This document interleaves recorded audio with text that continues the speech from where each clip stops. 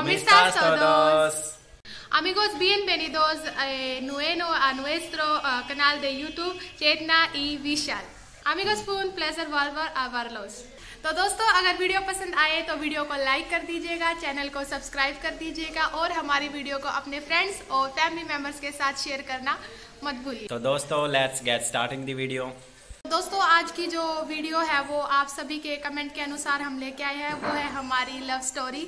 तो वो हम आपके साथ शेयर करने जा रहे हैं। दोस्तों, हमारी लव स्टोरी के बारे में बहुत ही कम लोगों को पता है, जिसमें कि हमारे बस कुछ ही फ्रेंड्स हैं। तो आज हम आप सबके साथ ये शेयर करने जा रहे हैं। तो चलिए वीडियो को स्टार्ट करते हैं और आपको ले चलते हैं उस जगह पर जहाँ से हमारी लव स्टोरी की शुरुआत हुई।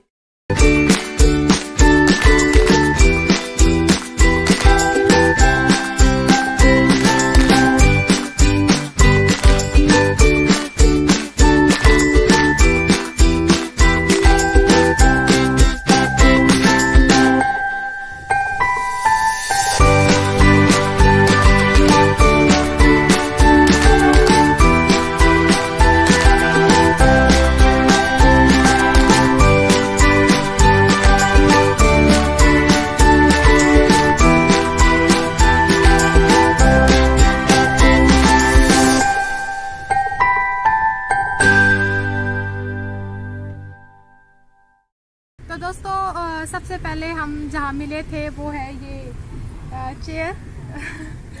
तो मैं यहाँ बैठी थी और विशाल यहाँ पर बैठे हुए थे। और हम दोनों जब पहली बार मिले थे हम बहुत ज़्यादा नर्वस थे, क्योंकि उससे पहले हम जिससे 3 महीने से एक दूसरे को डेट कर रहे थे, पर हमें एक दूसरे से मिलने का मौका नहीं मिला था। तो पहली बार हम इस चेयर पे मिले थे। और दोस्तों, फेसबुक पे मिलने के बाद हम ऐसे ही एक दूसरे से बात करते रहे। धीरे धीरे टाइम के साथ मेरी इनके साथ अटैचमेंट इंक्रीज होने लगी। और मुझे सबसे ज़्यादा ये इसलिए पसंद आए थे क्योंकि मेरे एक मैसेज से ये समझ जाते थे कि मेरा मूड कैसा है। तो दोस्तों, स्टार्टिंग में ऐसा कुछ भी नहीं था कि मैं इनके साथ रिलेशनशिप में आऊँगी या फिर हम दोनों की एक लव स्टोरी बन जाएगी। तो जैसे जैसे टाइम बीतता गया हमारी अटैचमेंट और बढ़ती गई और हम एक दूसरे से दिन ब दिन और ज़्यादा बातें करने लगे, अपने बारे में एक दूसरे से शेयर करने लगे। और उसके बाद एक बार मैं घर पे था, फिर इसका फ़ोन आया मेरे पास। इसने मेरे को फ़ोन पे बोला कि मेरे को तुमसे कुछ बात करनी है। मैंने बोला कि हाँ बोलो, क्या बात करनी है। तो इसने बोला कि कुछ पर्सनल बात है, मिल के बात करें। मैंने कहा ठीक है, मिल के बात करते हैं। तो इसने मेरे को इस पार्क में यहाँ पे बुलाया। तो दोस्तों, मैंने इनको मिलने के लिए बुलाया था और मैं अपनी पूरी तैयारी के साथ आई थी। और मैं अपने साथ एक रोज़ भी लेके आई थी, क्योंकि मुझे पता था कि मुझे इनको प्रपोज करना है। तो सबसे पहले मैंने ही इनको प्रपोज किया था। और उसके बाद जब ये आए मुझसे मिलने के लिए तो हम दोनों यहाँ पर साथ में बैठे हुए थे। तो बहुत ही हिम्मत जुटा के मैंने इनसे बोला कि मैं आपसे प्यार करती हूँ और आपके साथ रहना चाहती हूँ और हम दोनों को एक रिलेशनशिप में आ जाना चाहिए। काफ़ी टाइम तक ये चुप हो गए, इन्होंने कुछ जवाब नहीं दिया। तो मुझे लगा कि शायद इनकी तरफ से ना हो सकती है। तो मैं भी थोड़ा सा अजीब सा मुझे लग रहा था। तो मैंने इनको एक ही बात बोली कि ठीक है, अगर आप ना करते हो तो मैं रोड पे जाके चिल्लाऊंगी कि मैं विशाल से प्यार करती हूँ और ये मुझे ना बोल रहे हैं। तो काफ़ी टाइम सोचने के बाद हम दोनों बैठे रहे।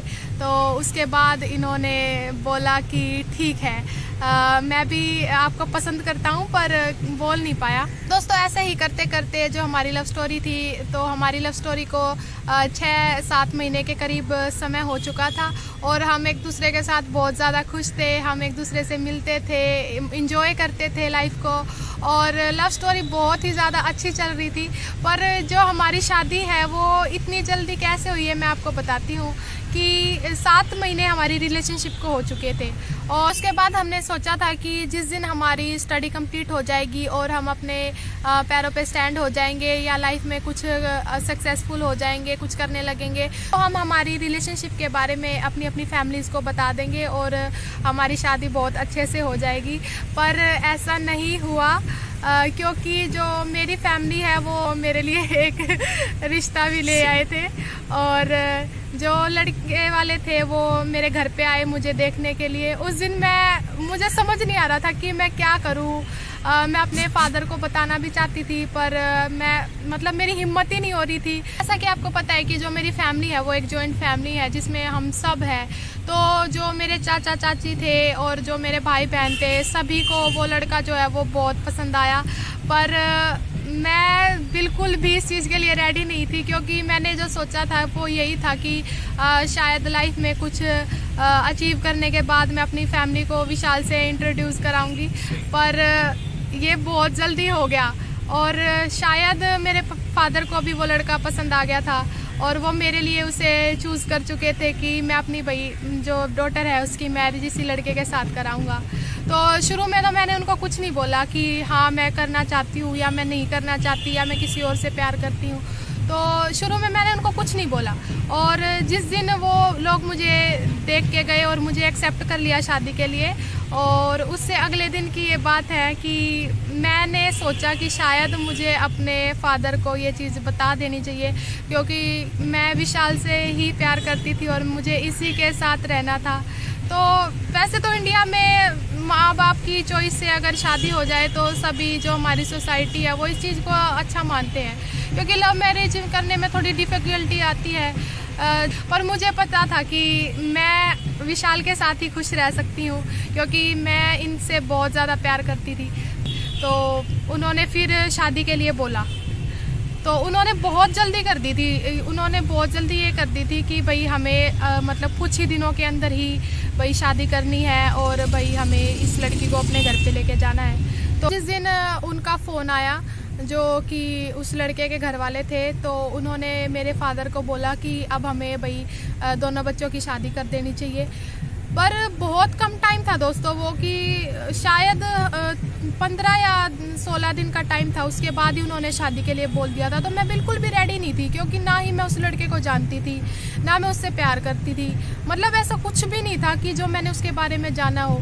और शादी के लिए सब एग्री कर गए, और जब मेरी बारी आई मेरे फादर ने मुझसे पूछा कि शादी के लिए तुम रेडी हो, तो पहले तो मैंने कुछ नहीं बोला। मेरी बहुत हिम्मत जुटाने के बाद मैंने उनको कहा कि नहीं पापा, मैं इस लड़के से शादी नहीं कर सकती, क्योंकि ना ही मैं इसको अंडरस्टैंड करती हूँ, ना ही मैं इससे प्यार करती हूँ। और उसके बाद जैसे ही मैंने उनको ये बात बताई, विशाल के बारे में बताया, तो उन्होंने कुछ भी नहीं बोला और वो उठ के अपने रूम में चले गए।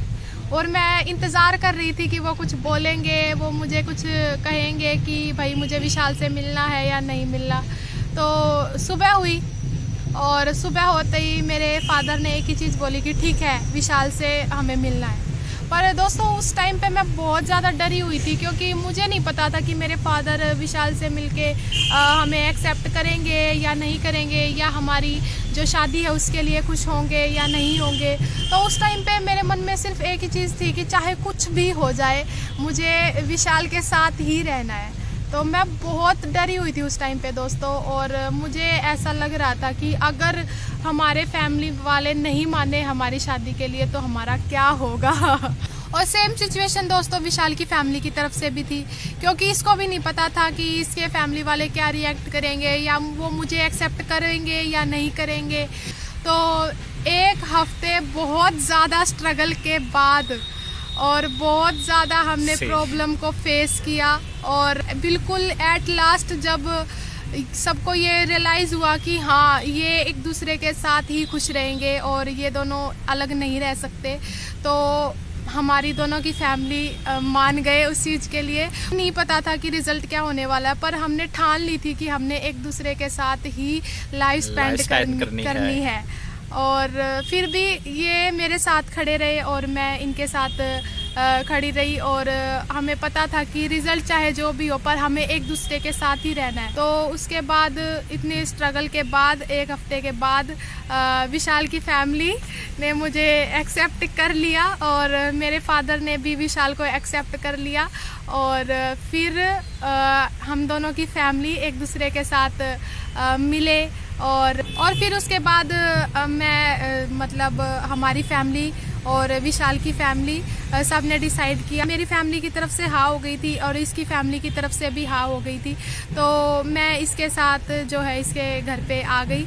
और टाइम पे मैं बहुत नर्वस थी, तो उसकी मम्मी ने मुझे मतलब बहुत केयर के साथ, बहुत प्यार के साथ मेरे को मतलब मेरा ध्यान रखा।